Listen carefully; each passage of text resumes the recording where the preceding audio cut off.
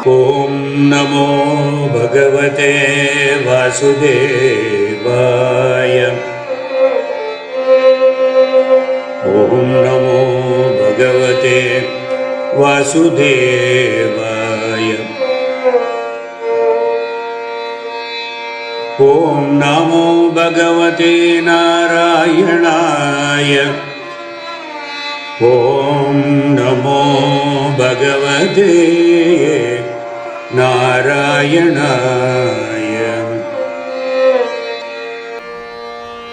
शुक्लाम्बरधरं विष्णुं शशिवर्णं चतुर्भुजं प्रसन्नवदनं ध्यायेत् सर्वविघ्नोपशान्तये। अनन्तसंसारसमुद्रतार नौकायिताभ्यां गुरुभक्तिदाभ्यां वैराग्यसाम्राज्यपूजनाभ्यां नमो नमः श्री गुरुपादुकाभ्याम्। अञ्जनानन्दनं वीरं जानकी शोकनाशनं कपीशमक्षहन्तारं वन्दे लङ्काभयङ्करम्। कृष्णाय वासुदेवाय देवकीनन्दनाय च नन्दगोपकुमाराय गोविन्दाय नमो नमः। गोविन्दाय नमो नमः। गोविन्दाय नमो नमः। यदङ्घ्रिपङ्केरुहरेणुलग्नं निपीयनीरं विमलान्तरङ्गः जानामि तत्त्वं निजमात्मरूपम्। जानामि तत्त्वं निजमात्मरूपम्। तं नौमि नारायणतीर्थमार्यं। तं नौमि नारायणतीर्थमार्यम्।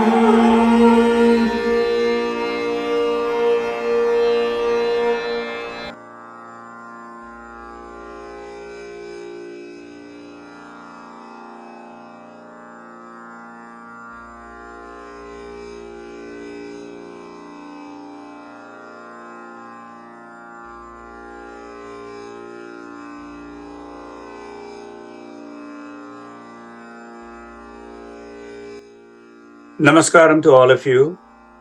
Welcome to the 62nd session of Krishna Leela Tarangini, which happens to be the second session under Tarangam 8, elaborating Rasa Leela or Rasa Krida.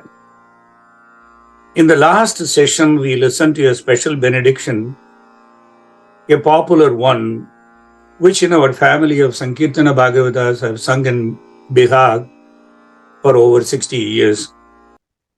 Tirtha gave two slokams, 179 and 180, as preamble explaining the background. The gopis sang one after another of that supreme bliss, Paramananda, who has descended down as a cowherd, Krishna. Repeatedly, all the scriptures which took the garb or disguise of gopis and gopikas surrounded and joined Sri Krishna. Once it happened that Krishna entered the state of formlessness, which is the ultimate abode of supreme bliss, telling the gopis that it was his own abode of permanence. Those adherents of Krishna who have taken the form of gopis, having them verily entered that supreme state themselves, thanks to Sri Krishna, again started searching in secret for their dearest Lord, singing constantly of him, about which we will see in the course of this session. Why should they have that confusion when they are already in that bliss? The result is Sri Tirtha's exquisite Vedanta Saram from Ishavasya Upanishad, soaked in a single Kirtanam, Mrugayata Radha Madhavam, which we happened to hear last time. While I would wish to replay today all the 9 stanzas of that beautiful yet long song, due to paucity of time, I request the devotees to go to the YouTube video for session 61 for the entire song, which runs for about 11 minutes. However, for a quick recap, we can listen to a 4-minute recording of the same song with just the first and last stanzas before we go into the review of the Vedanta Saram of the entire song. Mrugayadharada Madhavam Mrugayadharada Madhavam Mrugayadharada Madhavam Mrugayadharada Madhavam Sagi Mrugayadharada Madhavam Sagi Mrugayadharada Madhavam Sagi Muriga Nigamamane Sagi Muriga Nigamamane Sagi Muriga Nigamamane Sagi Muriga Nigamamane Sagi Mrugayadharada Madhavam Mrugayadharada Madhavam Muriga Nigamamane Sagi Mrugayadharada Madhavam Mrugayadharada Madhavam.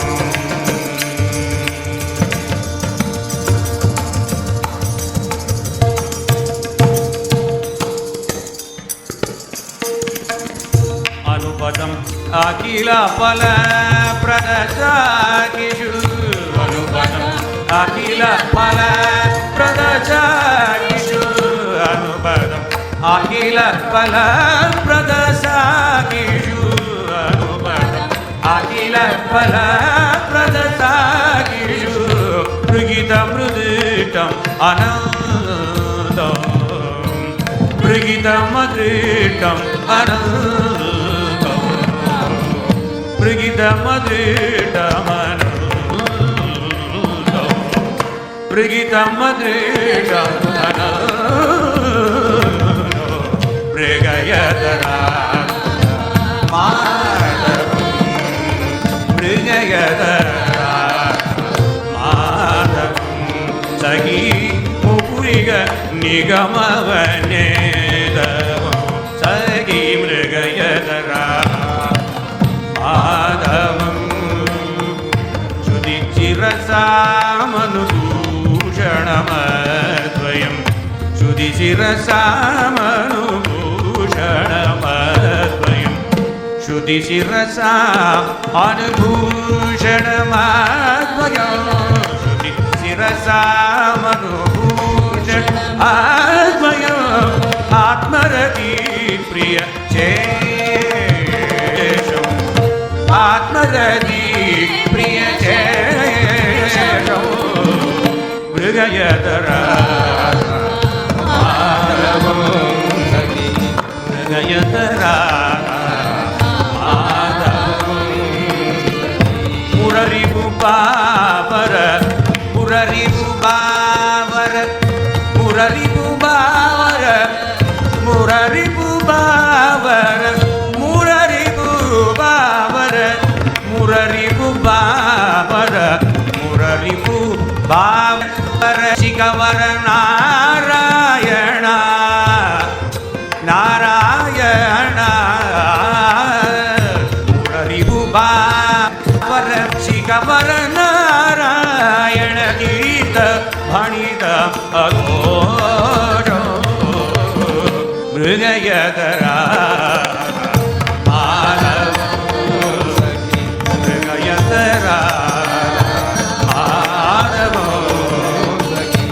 Muriga Nigamamane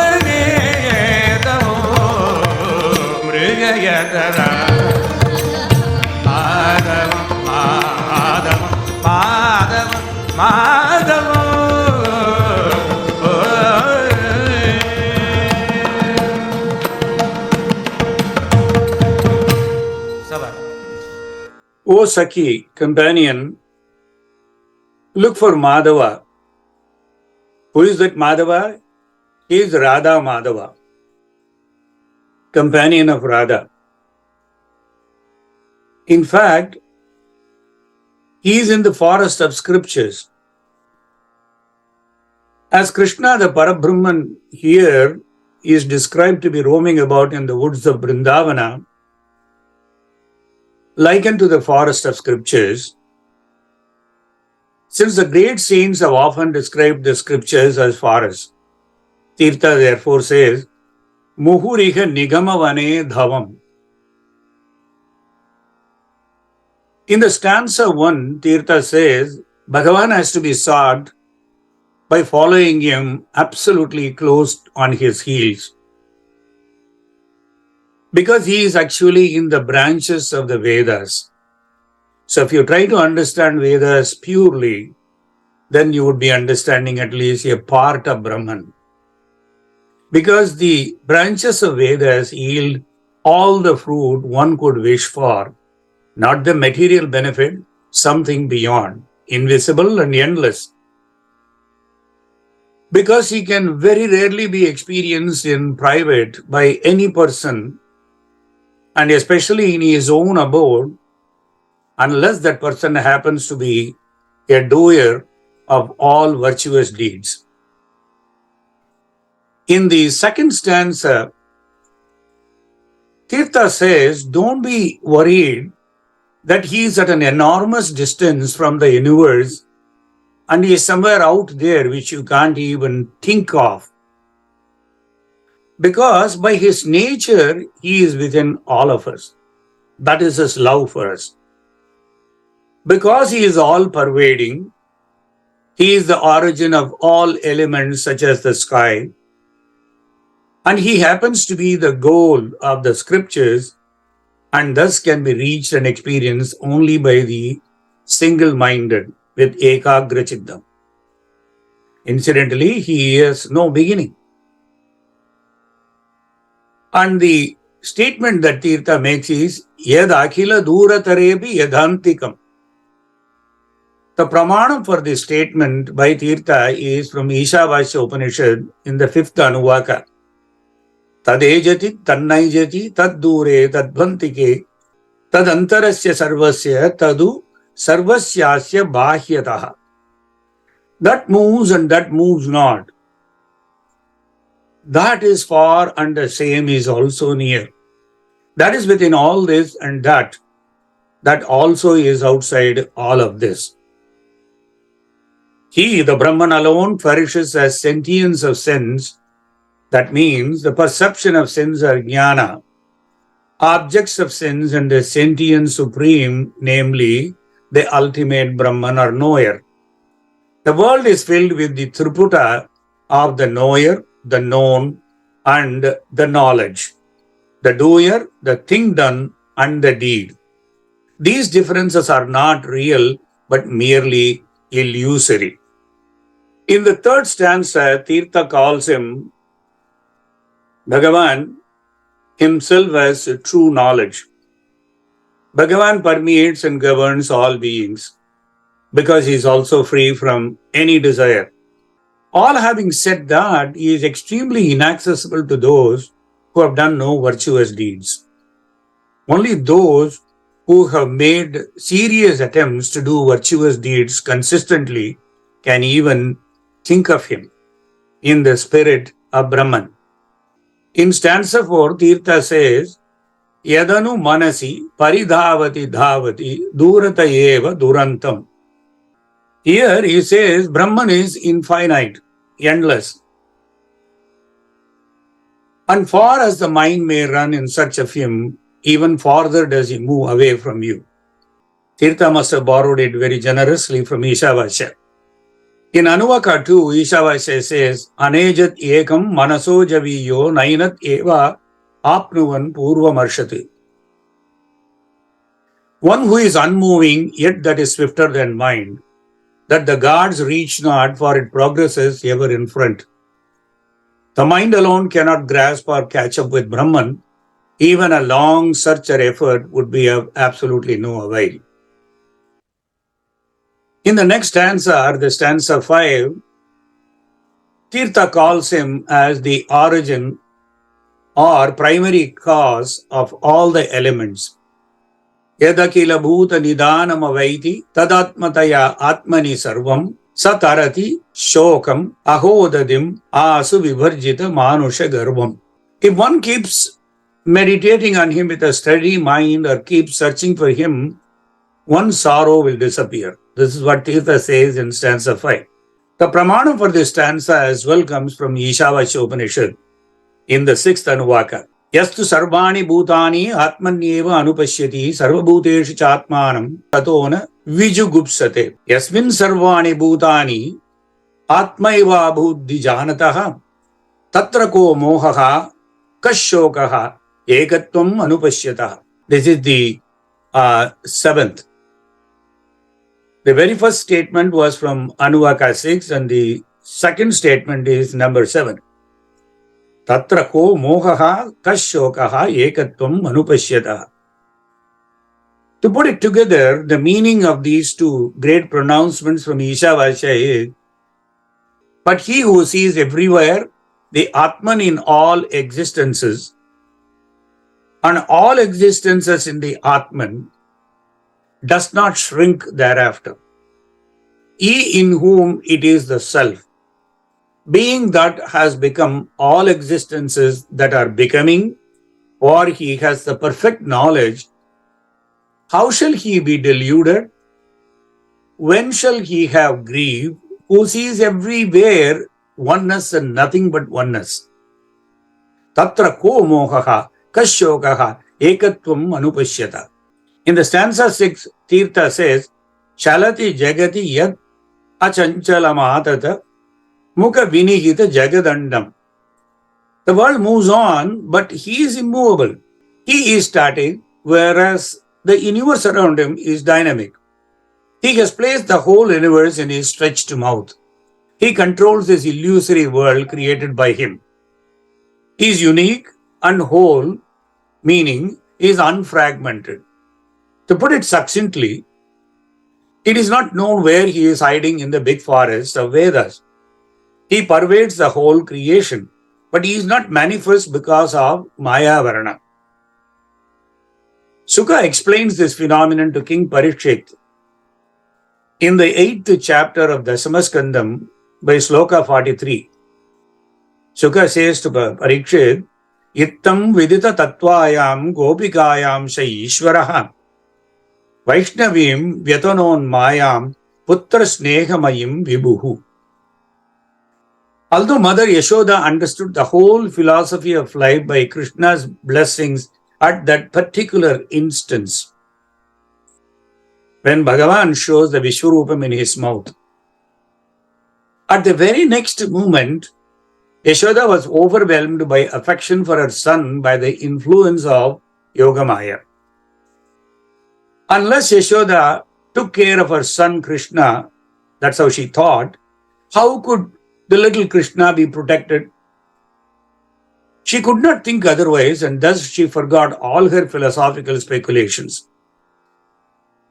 This forgetfulness is described by great acharyas, and especially by Sri Vishwanatha Chakravarti Thakura, as being inspired by the influence of Yogamaya, Mohana Sadharmyan Mayam.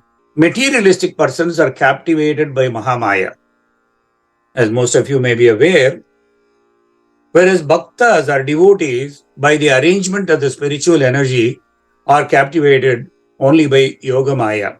In the next stanza, stanza 7, Tirtha says, Asuradiyamati durgamam apriyam atmahanohi paramte iti nigama jagurena mapara sukaikarasam na bhajante.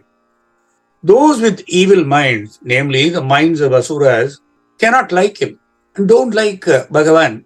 And thereby Bhagavan is exceedingly difficult for such people to even fathom or reach.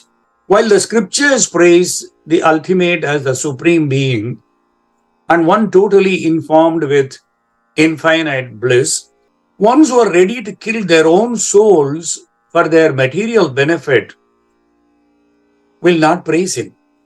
Tirtha says, iti nigama jaguhu. So, Tirtha himself has said, this is what has been said by the scriptures. Iti nigama jaguhu. Scriptures say this. How? Let us see why Tirtha mentioned that iti nigama jaguhu.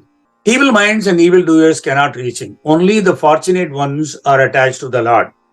This is what Ishavasya says as the pramanam here. Asuryaha andena tamasa avrutaha namate lokaha santi ekecha janaha atmahanaha santite pretyatan abhigachyati. Sunless are those worlds and enveloped in nothing but darkness and blind gloom. They are where too, while in their passing, therefore resort to, they are slayers of their souls. In the next stanza 8, Tirtha says, his body has the radiance of the petals of the blue lily. While the single-minded ones who are totally focused on him, contemplate on him, he then assumes a form for them to make them happy. Free from delusion or infatuation himself, he has taken away the sorrow of all Gopa women out of extreme compassion, out of daya for them. Finally, in the stanza 9, which is the summum bonum, Shruti Sirasam Anubhushanam Advayam Atmarati Priya Sesham is the culminating sentence here. Bhagavan is the adornment of the highest reaches at the peak of the scriptures. He is without a second, Advayam. He has a quality of being very, very dear to those passionately engaged in spiritual pursuit. Atmarati Priya Sesham. Atmajnanis are dear to him, though all living beings are parts of Parabrahman. There is no difference as good as his amsas between God and a jiva who is a jnani. Krishna is blemishless. Doubtless, the great Hari would confer his grace upon us. This is how Tirtha concludes it. And of course, he puts a mudra there. This song is sung by Narayana Tirtha, the connoisseur of the essence of Krishna, the foe of Mura. You will notice from this song that Tirtha has summarized several of the best findings of Ishavasya Upanishad in a single song. We will now listen to slokams 181 and 182, through which Tirtha emphasizes that though the gopis are none other than the Vedas and scriptures who were walking, living, and going around him as gopikas, though they are innately aware totally that Krishna is embedded very much in their hearts as Parabrahman forever, their love was creating the Maya here, because only through their love they were looking at Krishna. So they used their love for their beloved, Shri Krishna, to search for him again as though he was missing physically from them. The inanimate and vegetation too started searching for Krishna at the prompting of the gopis when the gopis were doing the pralambam of having missed Krishna who disappeared. Let us now listen to slokam 181 and 182. Itam gopi janaha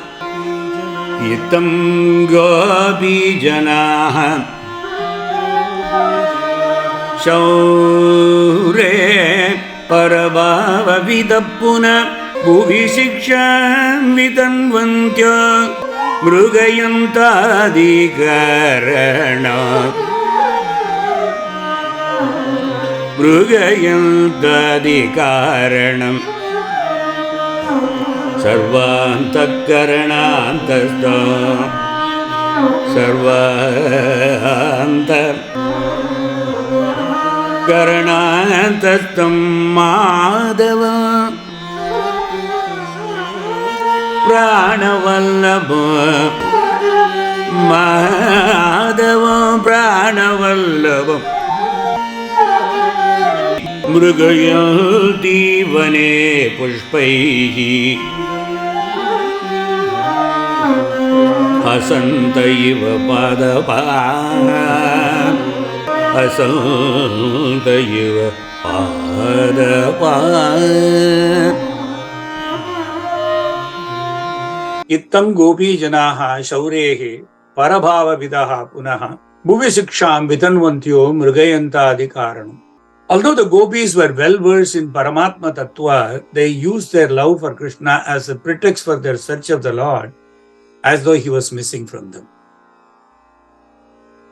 Sarvantak karanantastam Madhavam Pranavallabam Mrugayantihi Vane Pushpaihi Hasantaiva Padavaga.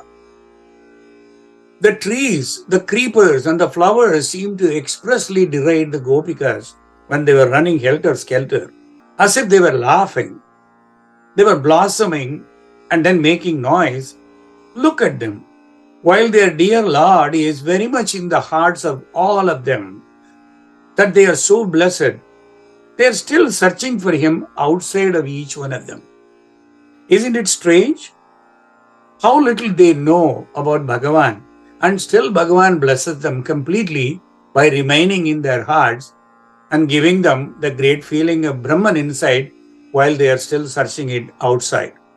Let us now listen to Slokam 183 as a prelude to Geetam 75. In the Slokam, Mallikadi tadas tadva doshadyo anyascha tadvane sambodhya namabihi tesham tan ahuhu vallavanganaha. The Yadava girls addressed the creepers in Vrindavanam such as jasmine and the medicinal plants by their very names and sang to them, Madhavam Darshaya, He Mandara Madhavam Darshaya. Let us listen to the Geetam now. Mallikadi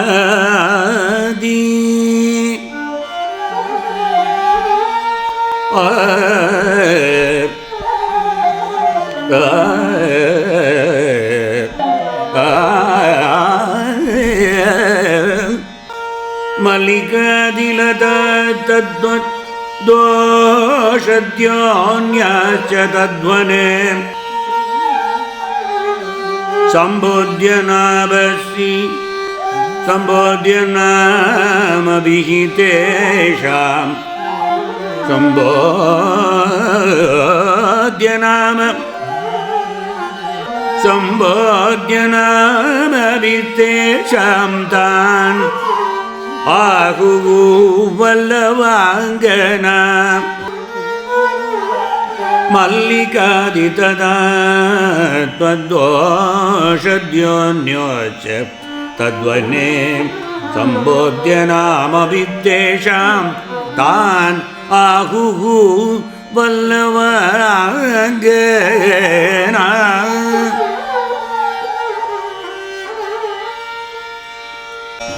Madhavam darshaya ke mandara Madhavam darshaya ke mandara Madhavam darshaya ke mandara Madhavam darshaya ke mandara Madhavam darshaya ke mandara Madhavam darshaya. Madhavamiga Radhika Radhita Mata Madhavamiga Radhika Radhita Mata Sadhaka Janapala Sadhaka Madhuna Sadhaka Janapala Sadhaka Madhuna Madhava Darshaya Ke mandara Madhava darshaya ke mandara Madhava darshaya. Tere mandar chandana kalpaka parijada chandana re Chambaka-nag punag-jambira panasa-narikeda rasala Madhava darshaya. Sarasa-kadamba palasa-kuravaga vatasamuga vilasada shaka-kapita Kadalivana Lalita Devadaru Vrunda Pichumunda Madhava दर्शय वृन्दे वृन्दावन चन्द्रमगर्निशि नन्दनन्दनम् अतुलम् कुन्दलवङ्गलते कुटिलालकम् इन्दुसुन्दराननम् ईशम् अतिफलं माधवं दर्शय कुल्लकुसुम मल्लिके जाजि मालती वल्लीवनज लतिके कल्लोल केलश्री कमलमालिके कुमुद कल्गारादि कुसुम जय पंक्ति ललित माधवं दर्शय सुखपोकिल सरिका वृन्द चाकुन्द शोभनगंस कुला प्रकट सुखपोकिल सरिका वृन्द चाकुन्द शोभनगंस कुला प्रकटकाशानिलानल जलधरणी सकल देवगण सरस गुणगण सकल देवगण सरस गुणगण माधव दर्शय सकल निगम गाढम् अखिल लोकाधारम् अच्युतम् अखिल गुरु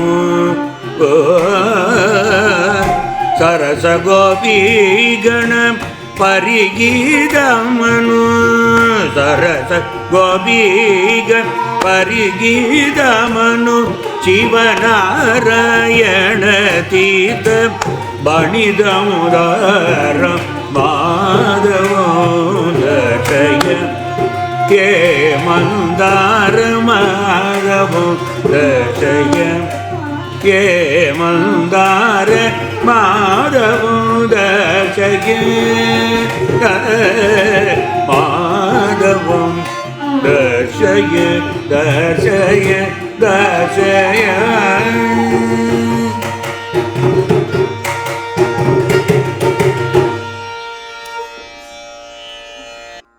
O Mandara tree, show us where Madhava is.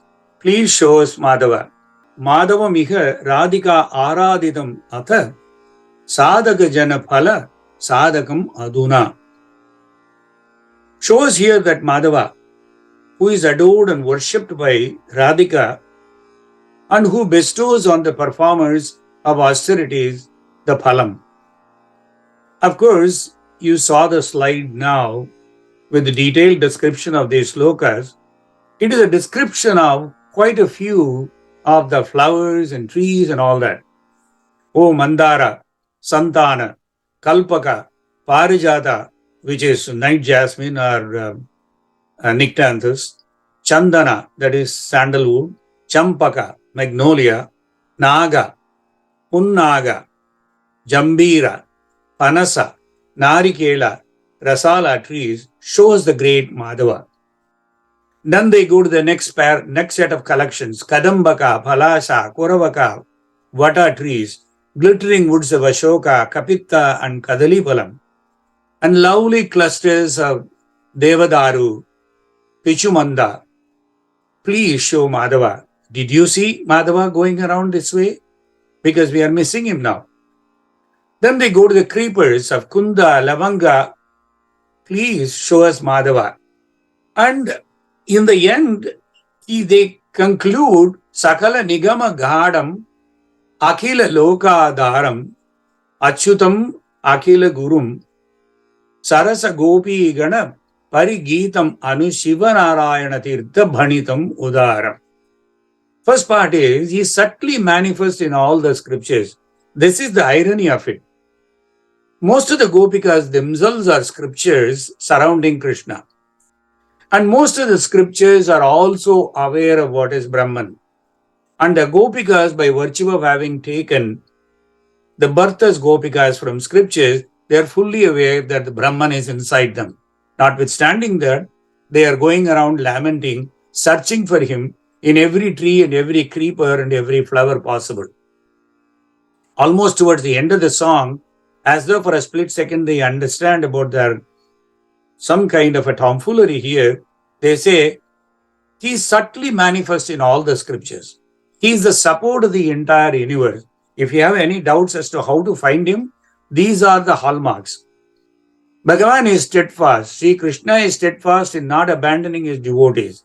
So thereby he wouldn't have abandoned us. He may be hiding behind you. He is, after all, our Bhagavan. Bhagavan for you also. This is how they conclude this song. This is also a very good place to bring in Narayana Bhattacharya's magnum opus Narayaniyam and also Sukha Bhagavatam in tandem for identical sentiments, lot more elaborate and more artistically exquisite. This is how the stage was set by Bhattacharya as far as this particular context is concerned. Rasa Leela, also known as Rasa-Krida, was described by Bhattacharya in Dasakams 65 and 66.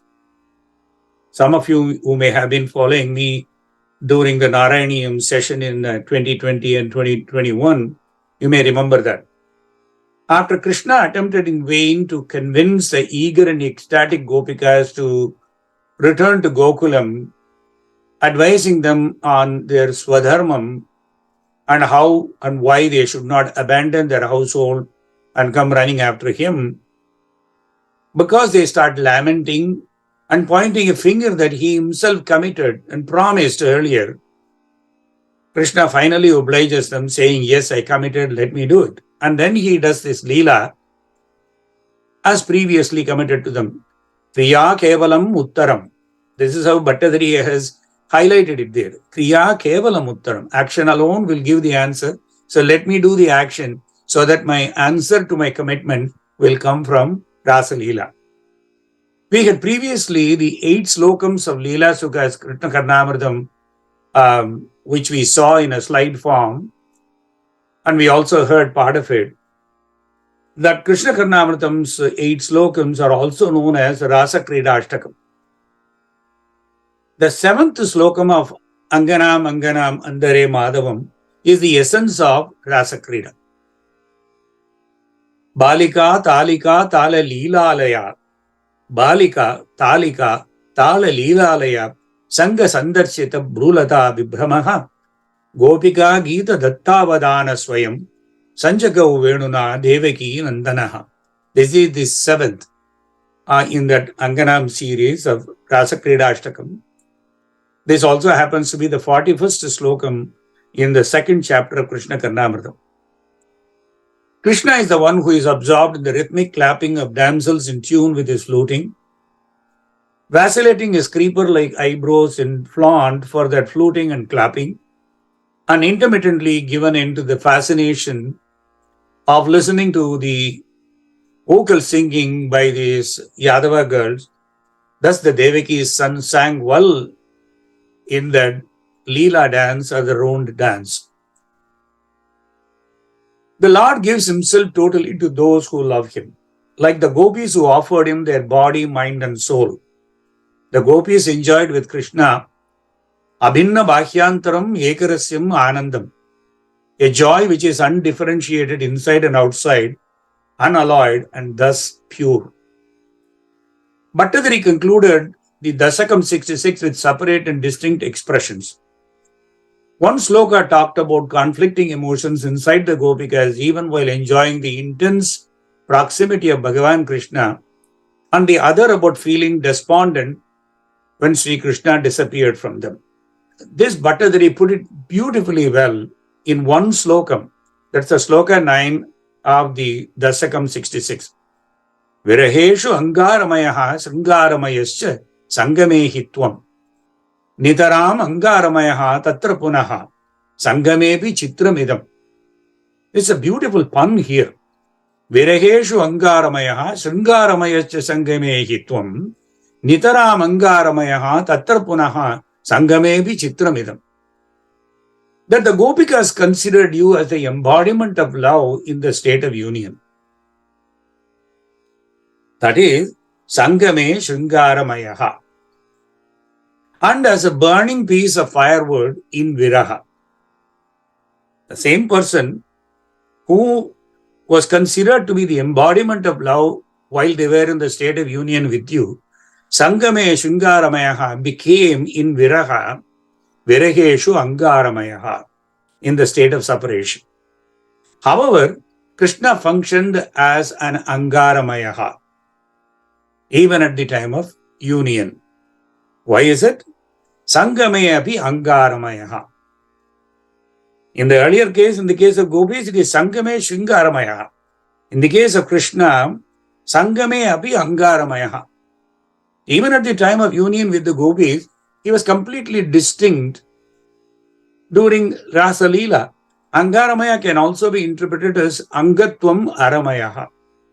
Meaning, oh Bhagavan, you did delight in the company of these Gopis. At the same time, he was also completely removed from the scene. Every action of Bhagavan has an underlying purpose which is unknown to the commoners. The Gopikas enjoyed the company of Bhagavan, each one of them feeling elated that Bhagavan was her own exclusive lover. This thought made them puff up with pride. In order to remove this pride and purify their minds, Bhagavan disappears. The Gopikas search for him again and again. Not finding him anywhere, they are filled with anguish. Shedding all arrogance and pride, they pray to him in all humility, and he reappears finally. Bhattadri's Dasakam 67 is based on Srimad Bhagavatam Canto 10, chapters 30 to 32, a total of 85 exquisite verses from Shuka. The chapter 31 with its 19 pearls from Shuka, also known as Gopika Geetam, are exquisite, if not unparalleled, in scriptural excellence. For about thousands of years, this has been the mainstay of all Divyanama Sankirtanam and Divya Dampati Vivagams in our Sankirtana Paddhati. We will quickly see Gopika Geetam in the next session at the appropriate place. Sukha describes the prelude in chapter 29 to King Parikshit. Evam Bhagavataha Krishnad Labdhamana Mahatmanaha Atmanam Menire Strinam Maninyohi Adhikam Bhuvi. The 47th slokam in the 29th chapter says, as per Shuka to Parikshit, the gopis became proud of themselves for having received such extraordinary special attention from Bhagavan, Krishna, who is the supreme Brahman. And each of them thought herself to be the best woman on earth out of arrogance because only the best person gets Paramatma. This is Sukha to Parikshit saying why they had to run after every tree and creeper, etc., because their puffed up pride made Krishna disappear. The gopis were proud because they had attained their lover, the greatest of one all could not even dream of. So in a sense, they were proud of Krishna, somewhat justifiably. Also, the pride of the gopis was a pretense created by Krishna's Leela in order to intensify their love for him through separation or viraha. The great scholar, once again, Sri Vishwanatha Chakravarti quotes Bharata Muni's Natya Sastra when he defines this area of Bhagavatam, Na vina vipralambena sambhogaha pushtim ashnute.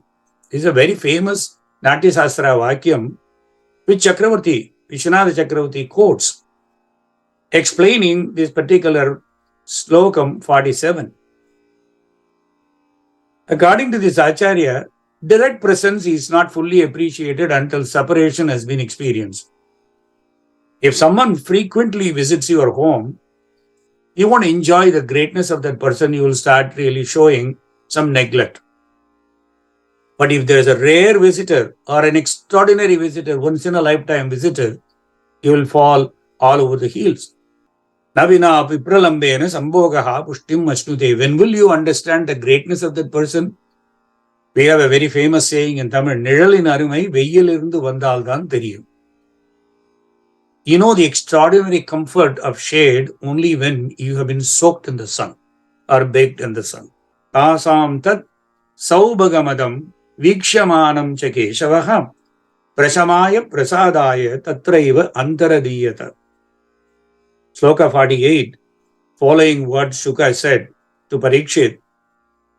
Bhagavan Keshava, therefore, seeing the gopis too proud of their too great a fortune or good fortune, wanted to relieve them of the pride, and thereby, by relieving the pride, he will show them more compassion and love and intense passion.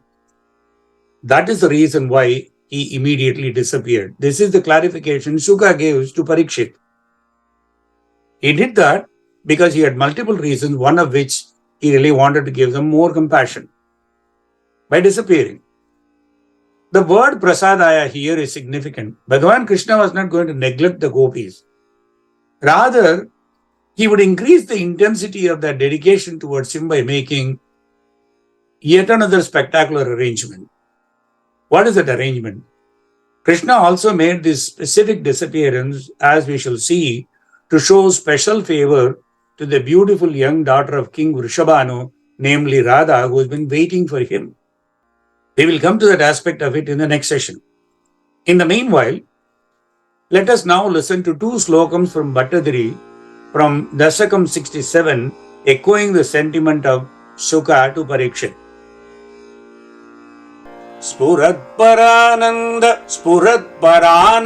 रसात्मकेन स्फुरत्परानन्द रसात्मकेन त्वया समासादित भोगलीलाः स्फुरत्परानन्द रसात्मकेन त्वया समासादित भोगलीलाः असीममम् आनन्दभरं प्रपन्नाः असीममम् आनन्दभरं प्रपन्ना महान्तम् आपूर्मदमम्बुजक्षः असीममानन्दभरं प्रपन्ना महान्तम् आपूर्मदो अम्बुजाक्ष्यः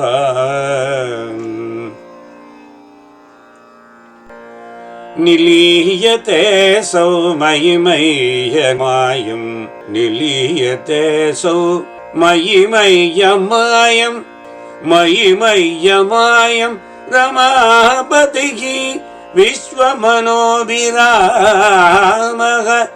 इति स्म सर्वा कलिताभिमानां निरीक्ष्य गोविन्द तिरोहितो भूः राधाभितां तावत्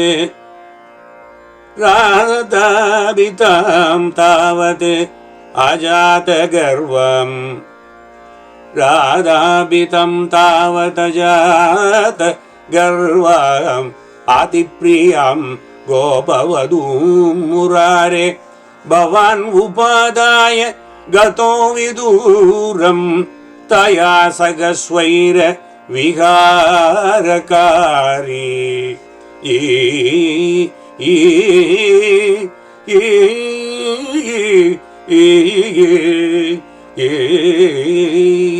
भवान् उपादाय गतो विदूरं ताया सगस्वैरविहारकारी अतिप्रियां गोपवधूं मुरारे. The very first slokam from Bhattadiri in Dashakam 67 is Spurat Parananda Rasatmakena Tvaya Samasadita Bhogalilaha Asimam Anandabaram Prapanna Mahantamapur Madam Ambujakshaha. Well, Bhattadiri also empathizes with the gopis that they were capable and worthy of ascending rather instantly to the highest state of emancipation because they are the most blessed souls. How did they become that blessed? Because they became very holy because of your proximity and abundant mercy and blessings on them. But that also gave them so much pride because of the intensity of happiness the very proximity gave them. Isn't it your Maya? Does pride take hold and last until the end of mundane existence? This is a question Bhattacharya raises to Bhagavan Krishna. Pride vanishes only in the state of emancipation. It remains until that point. Then Bhattacharya's question is, would not your merciful grace eradicate the very pride of those meritorious women? Why should you penalize them, punish them? You give them the pride, you give them the proximity, you give them the highest place any soul can even imagine. You know who they are, you love them so much, but still you make them suffer through this. Not because they did something, because you gave them the pride. Once again, you are responsible for having given them the pride. You could have eradicated the pride. Asimam anandabaram prapanna mahantam apuhu madam ambujakshaha. Then he goes further to say, Niliyate asau mai mayyamayam ramapatihi vishwamanobhiramaha itisma sarvaha kalithabhimanaha niriksha govinda tirohitogu. The gopis were thinking, nobody can compare the kind of luck I have been blessed with. Who else has gotten elegant beauty like me? Because that is what really attracted the great Krishna to me. This Sri Krishna, who happens to be the consort of Mahalakshmi, the most beautiful one in all the worlds, 14 worlds, is indeed the charmer of the entire world, and he fell for me. Since he had the chance to have me, Sri Krishna has become dazed in my attributes and the exquisite beauty, and he also dissolved in me. This is what the gopis think. This beautiful bodied one is only pretending that he is in love with others out of compassion for others, because his love is only uniquely for me, because I am the most qualified, the most beautiful person, even beyond Mahalakshmi. I am able to clearly see that he has no genuine attachment to anyone other than me. Niliyate asau mayi mayyamayam ramapatihi vishwamanobhiramaha itisma sarvaha kalithabhimanaha. What an arrogance, what a pride. At this point, Bhagavane Krishna, you disappeared suddenly from their sight. This disappearance could be either for reminding the Gopikas of the reality about yourself, or to ensure that they did not forget your state of being absolutely unattached, unattachable, unstained, and unstainable by any emotion. It may be relevant to recollect the episode when Indra suffered humiliation for his pride. Bhattacharya does compare this to his earlier depictions in Dasakam 62 and 64, I would say 62 to 64, about Indra who had become proud of his position and who had chosen to confront Bhagavan due to ahankara. That Sri Krishna's success in persuading the Gopas to stop the Devendra Yaga and do the Yagam to him. Finally, that Indra became totally deprived of his prowess and position and everything. He was completely humbled, yet to fall at the feet of Krishna, whom he thought was a cowherd. And then he said, Paramatma, what a napacharam I have done. And Indra sought absolute refuge in Bhagavan. It was at that time that Bhagavan was anointed as Govinda, and the anointment performed by Kamadhenu and Indra. Now Krishna disappeared in order to quell the pride of the gopis, who had become enormously proud owing to excessive joy. The situation is comparable to that of Indra's pride. This episode clarifies that Bhagavan, the controller of all the worlds and all creation, has the instant ability to destroy all sorts of pride, makes all beings humble by a mini nanosecond, and only thereafter blesses them. Finally, in Sloka 3, Bhattacharya says, O Bhagavane, who has assumed the form of a sportive human being, when you disappeared in order to curb the Gopika's pride, you took with you a tilakam amongst Gopikas by name Radha. You took a Gopika tilakam. Who is that Gopika tilakam? Is Radha. to a beautiful place at a distance and became engaged in Rasa Leela with her. It was the pure and unblemished nature of Radha's heart that attracted your heart in an unusual manner. Even after having obtained you as lover and experiencing supreme bliss, Radha did not even have a trace of pride in her heart. Therefore, she became the sole claimant of your love. Radhabhidam tavat ajata garvam atipriyam gopavadum murare bhavan upadaya gato viduram taya sahaswaira viharakari. This is how Narana Bhattacharya gives a special position for Radha, that she was unaffected by all the greatness conferred on her by Bhagavan Krishna. Even though she experienced supreme bliss, she never had a trace of pride. This is Bhattacharya's interpretation. Alone of all the gopikas, Radha's heart was not affected by the dark cloud of arrogance, but was brightened by the moonlight of love. This was the fruit of her virtuous deeds in the prior births. We should never ever lose our head due to extremes of joy. We should understand from the example of Radha that Bhagavan, the form of supreme bliss, loves those who perform their duties without letting even a trace of arrogance that they are performing such duties. It should not cloud their hearts, even in times of extreme happiness conferred by Bhagavan. Radha is not mentioned by name in Srimad Bhagavatam, although in chapter 30, in Sukha Bhagavatam of Dasamaskandam, there is a reference to a gopi whom the Lord had taken along with him when he vanished from the sight of the other gopikas. Anaya aradhito nunam Bhagavan Hari Ishvara. Yanno vihaya govindaha prito yam anayad ragaha. Chapter 30, Sloka 28. The gopis said this in jealousy, but ironically ecstatic as well, since she was able to capture Sri Krishna. Yanno vihaya govinda prito yam anayad ragaha. Certainly, this particular gopi has perfectly worshipped the all-powerful Govinda, since he was so pleased with her that he abandoned the rest of us and took her to a secluded place. Anaya aradhito nunam Bhagavan Hari Ishvara. Swami Tapasyananda, who wrote commentary, observed that the name of Radha is interpreted through grammatical devices out of the expression aradhita by the Bengal school of Vaishnavism, in whose theology she is a very essential entity. Theologically, Radha is exalted into the Swarupa Shakti or inherent power of Sri Krishna, and a transcendental principle whose expression in the Jiva is Bhakti. Radha and Vrindavanam is only her manifestation to fulfill Krishna's mission of teaching divine love to not only in Dwapara Yuga residents but also for Kali Yuga. In fact, all the gopikas are but emanations of Radha. Srimad Bhagavatam is said to have taken its present shape some less than 2000 years ago.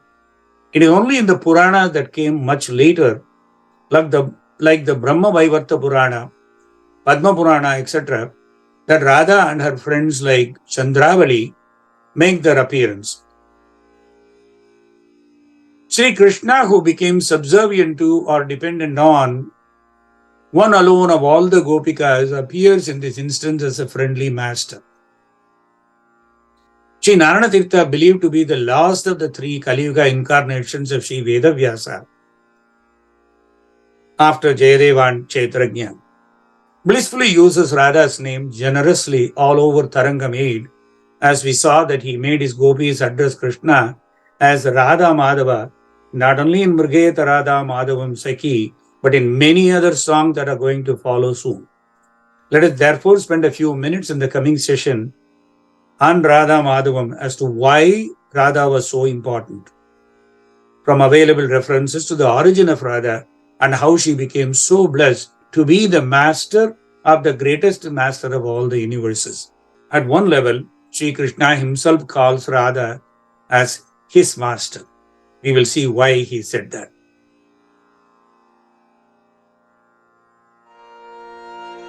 Narayana Narayana Narayana Narayana Narayana Narayana Narayana Narayana Narayana